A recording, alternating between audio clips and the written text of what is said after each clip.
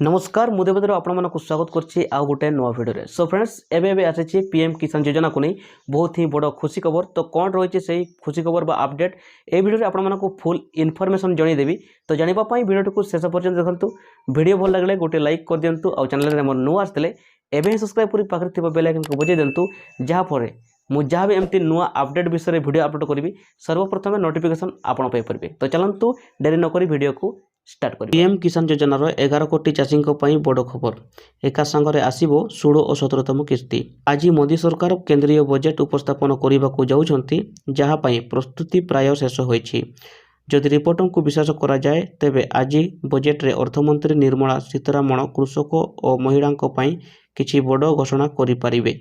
चाषी को एक बड़ उपहार मिलिबो बोली आशा करा जाउछि।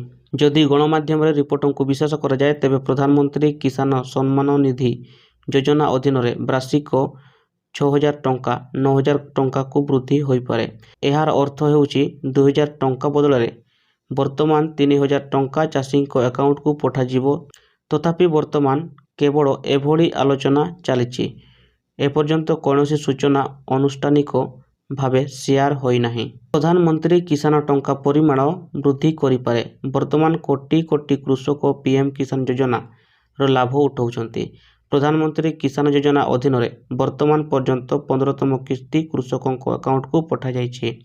कृषक माने उपहार सहित 16तम किस्ती पई अपेक्षा करिसंती। सूत्ररू मिलुथिबा सूचना अनुसार प्रधानमंत्री किसान सम्मान निधि योजना अधीन केंद्र सरकार पठाउथिबा टंका 6000 रु 9000 टंका वृद्धि हो पारे। यह सहित अन्य तुलन में 1% सस्ता हार में ऋण पाइबार संभावना अच्छी।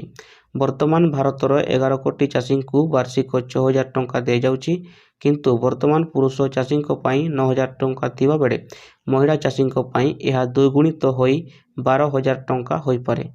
केवल लोकसभा निर्वाचन पूर्व प्रधानमंत्री किसान योजना अधीन प्राप्त टंका वृद्धि करिवे मोदी सरकार। निर्वाचन तारीख घोषणा पूर्व 16 और 17तम किस्ती परिमाण रिलीज करि पारंती जहाद्वारा चाषी भोट बैंक मजबूत हो पारिबो। 2019 लोकसभा निर्वाचन पूर्व मध्य समान कार्य करा जायतिला। सेतेबेले पीयूष गोयल प्रधानमंत्री किसान सम्मान निधिर शुभारंभ घोषणा करथिले। फेब्रुआरी 24 2019 प्रधानमंत्री मोदी एका सांगरे पीएम किसान योजनार प्रथम और द्वितीय किस्ती परिमाण को कृषकों अकाउंट को स्थानांतर करथिले। एथिरु प्रधानमंत्री मोदी मध्य निर्वाचन लाभ पाइछंती। वर्तमान समान सूत्र 2024 पुणी थरे पुनरावृत्ति हेबो बोली आशा करा जाउछि।